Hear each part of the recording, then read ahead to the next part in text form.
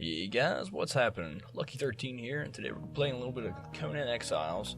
I'll be playing it as a previously recorded video, and I'll be recording back a layer of vocals. Well, I'll be doing a little bit of narration here.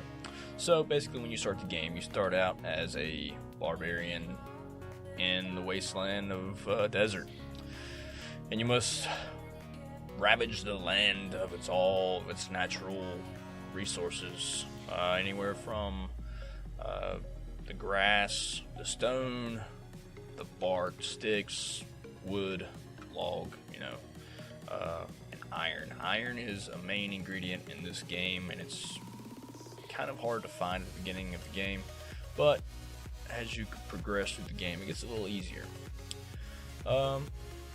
You may notice there's a little bit of lag spikes throughout the recording of this session. It is not, in fact, on my side, not on my end. It's actually a really bad optimization of the game so far. I think it's got some net coding issues. I'm not really 100% sure about that, but again, they're supposed to be, looking into this and taking care of it. As of right now, I mean, it's stable enough to play, but it's not really stable enough to enjoy, because you could be running through the desert and all of a sudden you'll freeze up for a few seconds on your computer, and somebody said, hey, I upgraded my RAM to 16 gigs. At the point I only had 8. I did have an extra stick of memory laying around, so I threw it in there. The only thing I noticed it done for me was help me load into the game and exit the game a lot faster, which the game calls for 6 gigabytes, mind you, and I put in 16. Okay, so I upped it by 10 just for the recommendation, or the minimum requirements. I'm sorry, the recommendation I think is 8,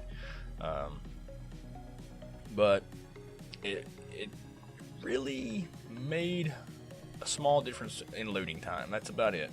Other than that, I mean, you still freeze when you run. I think it's got some kind of draw time problem, so it's a net coding with the draw time. It tells your video card too late. I'm speculating. I'm not 100% sure, but I'm thinking the net code's sending information to your computer, and it's telling your video card to draw in this picture of whatever it is in the background, or the upcoming city, or the upcoming mountain, and it's sending it a little bit late, and you gotta wait for it to respond and draw all that in before you can start moving again. So I think that's the only thing I've noticed so far. There are some game-breaking problems in this game, such as some of the building techniques, the animals, the damage you can do to animals. Like, if you're too high above the animal on a hill, they can attack your feet, but you cannot attack their head, and vice versa. If they're too far above you, they can attack your head, but you cannot attack their feet. And it's really messed up, and it really aggravates me a lot. And you actually have to have somebody else playing with in this game to survive the first night. That's just simply the only downside about this. You pretty much have to have somebody to help you survive in this game. As far as that, I mean, it's a pretty, it looks good. I mean, it's a really good graphic design game. The sand and the dust, the storms, the sandstorms are amazing. But other than that, I mean, it's just your run-of-the-mill, build stuff, survive, kill people, take their crap. So I mean, it's a basic survival game, sandbox, yeah.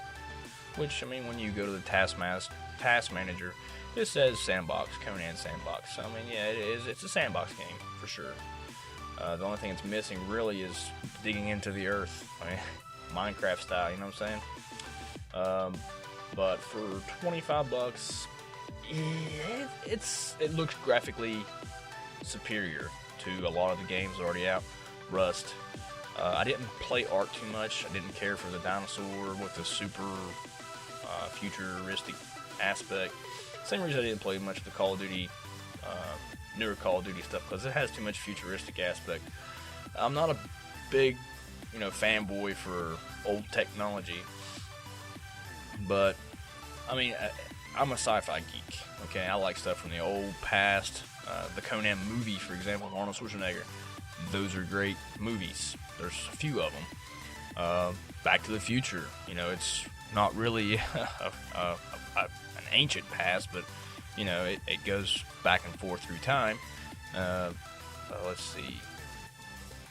Mars Attacks. MIB. I mean, this list goes on. Okay, it's not necessarily.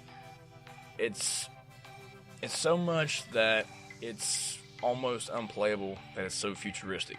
That's what I'm getting at. But aside from all that, as I digress, here you can see that the map on the screen it never changes. It's always the same map. This is coming before any kind of updates, so they may expand this map, they may not, it may stay the same, I don't know. Currently, as of today, February 15th, it is the same map. So, on every server you go to, it'll be the same map, regardless. If you have a favorite spot on that map, it may be taken on a different server. You can set, well, I don't know, I haven't hosted any servers, but servers can get the date set, or not the date, but the time setting, daytime, nighttime, blah, blah, blah, food spoil rate, gather rate, experience rate, all this stuff can be set on the servers by the server admins, and it makes a difference in the game, really, because you can level up really fast on some servers, and some servers will be next to vanilla.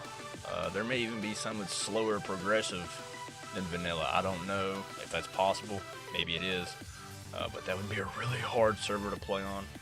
Can you imagine experience like 0.5, half of vanilla? That's ridiculous. But anyway, enough of that. Back to the game. It looks really good. It has pretty good. At first I thought those were actual people playing, but they're actually NPCs. That's another cool thing. Apparently you can knock out the NPCs. I haven't done it yet. I'm getting around to that. I have all the stuff required to do so. You can knock them out and drag them back and make them work in your camp or whatever. Let's see. The only thing I have really to argue about with this game is the spoil rate on the food. Now, yes, food should spoil and all that stuff, but there's no way to store it, really. Now, another thing I think would be cool is if they implemented some kind of salt preservative. Like you get salt from a certain kind of mineral or something on the game that you could preserve your food and make it last longer. Of course, they could set that on the server also, but for all of the non-modded servers, official servers and such, there's no way to preserve your food. You just have to kill it and eat it as you go, which kind of sucks. But again, I digress. Back to the game. Almost every nook and cranny has had somebody in it at some point in time. I've been all around the map. I've seen everything. There's a lot of good places to build camps, and usually when I go to different servers, there's always somebody in my spot. It kind of sucks, but it's a different world, and you can see as it gets kind of choppy. Again, this is not from my end. This is from receiving information. I guess, I don't know.